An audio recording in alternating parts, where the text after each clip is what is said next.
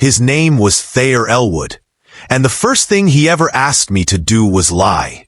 We were both bartenders at the same rooftop bar in Asheville, a tall glass and concrete thing perched over the river, with a view that made even the drunkest tourists pause for a picture.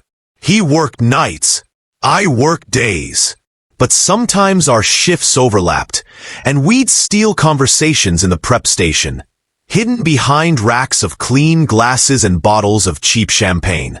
I liked him instantly, not just because he was beautiful, which he was, but because he spoke in slow, careful tones, like he didn't want to waste words. His eyes were the kind of green that made you look twice, like they had something to say. It started as a joke. "You ever want to fake a wedding?" he said one night, stacking glassware beside me. I raised a brow. "What, like for tips?" He shook his head. "For revenge." Before I go on, if you're watching this right now, stop scrolling and do 3 things. Like this video, subscribe to the channel, and drop a comment telling us where you're watching from. Because this story, it's going to wreck you gently. It's going to live in your chest. You're going to want someone to call after. And if you don't like or comment, you're going to feel weird about it later. Like you left the house without saying goodbye. Don't ghost this moment. Stay for it. Share it. He told me his ex was getting married. In 3 weeks. In town. To someone who looked like a yoga instructor from a magazine ad. "And you want to crash it?" "Not crash it," Thayer said. "Just exist near it." Loudly. With matching tuxes and rings. Fake rings.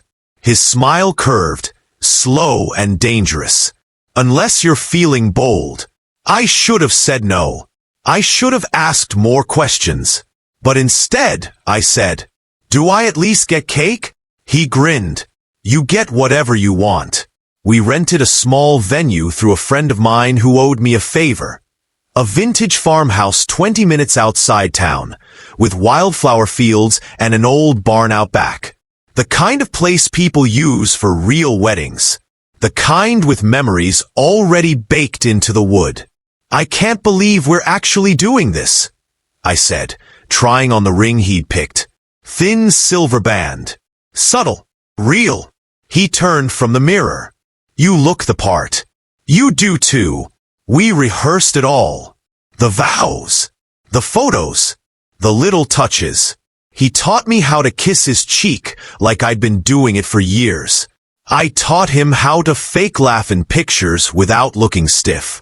By the 3rd night, I couldn't tell what was acting anymore. We invited mutual friends, told them it was a quiet elopement. We weren't asking for gifts, just for presents. The day came fast. It rained that morning. Not hard, just enough to make the ground smell alive. The sky cleared by afternoon, all blue and pink, the kind of colors that make you wonder if the world knows what it's doing. He wore a navy tux. No tie. Top button undone. I wore charcoal. Hair slicked. Heart pounding. There were maybe 30 people. Some knew it wasn't real. Most didn't. But no one asked questions. We walked down the aisle to a Bon Iver cover played on someone's Bluetooth speaker. I remember his hand finding mine as we faced the woman officiating. He whispered, "You can back out." I said, "Not a chance." We didn't kiss at the altar. That wasn't in the plan. But when the applause came, and the music started again, and people crowded around to hug us, he kissed me anyway. Right there. On the mouth. And it didn't feel like pretending. It felt like yes. The party faded. People left. The music slowed. We were drunk on champagne and adrenaline. Everyone else went home. We stayed. Just the 2 of us. Alone in the farmhouse. The fire still crackling. Half a wedding cake untouched on the table. His jacket was off. His shirt half unbuttoned. He sat on the floor, tie undone, watching the flames dance. He looked up at me, and then he said, "Can we pretend a little longer?" I knelt beside him, quiet, heart thudding. "You mean tonight?" He nodded once. "I don't want to sleep alone." So I didn't let him. The air inside the farmhouse had gone still, heavy with something unsaid. He sat there beside the fireplace like he'd forgotten how to be alone, or maybe just didn't want to remember what it felt like. The fire lit one side of his face in gold, the other in shadow. He didn't say another word. Didn't have to. I sat down beside him on the rug, our knees touching. His hand brushed mine once, tentative, then again more sure. Finally, he turned his palm up, an invitation. I took it, fingers laced warm.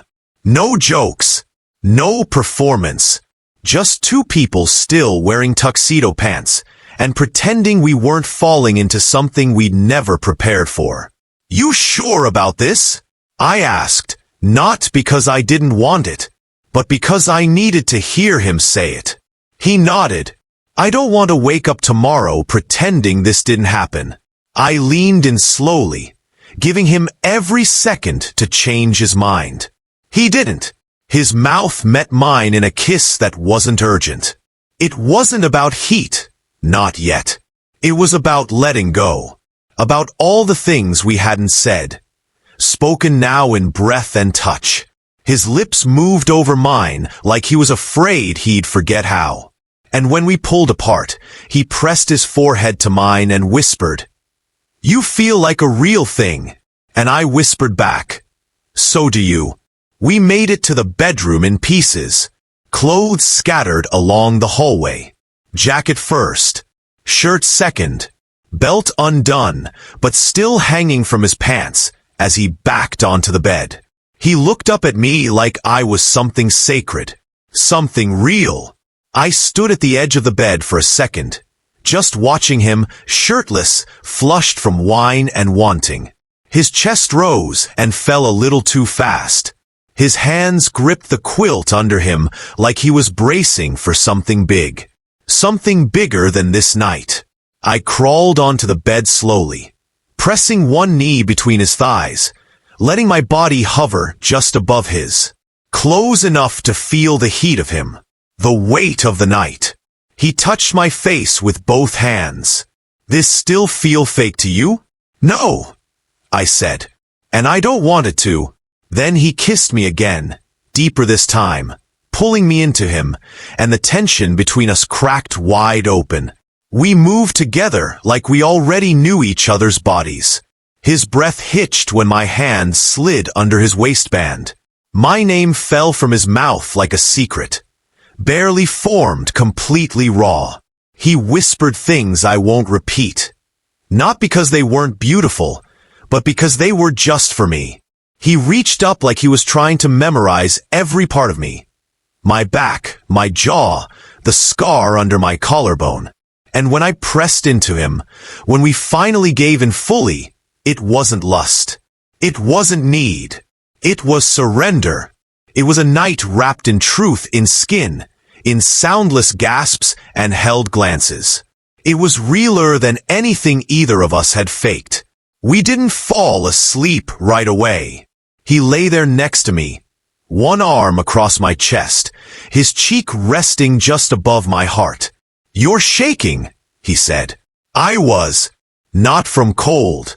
I said, "I think I'm scared." He lifted his head. Of what? That it was supposed to be pretend. And now, I don't know how to go back. He didn't speak for a long time, just traced a circle on my chest with one fingertip. Then, what if we didn't? Didn't what? Go back. Sunlight came through the cracked curtains in stripes. The fire was out. The room smelled like cedar and skin. He was still there, still beside me. His fingers were curled gently around mine in his sleep, like he was afraid I'd disappear in the night. I didn't move, didn't want to break whatever fragile piece had settled into my chest. But eventually he stirred, stretched, and blinked over at me.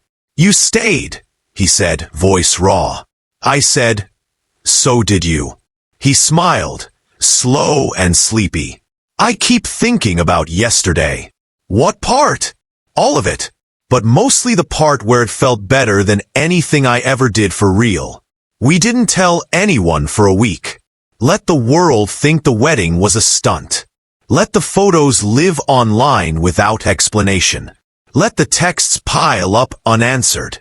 We hid out in that farmhouse like we were building something out of silence and touch."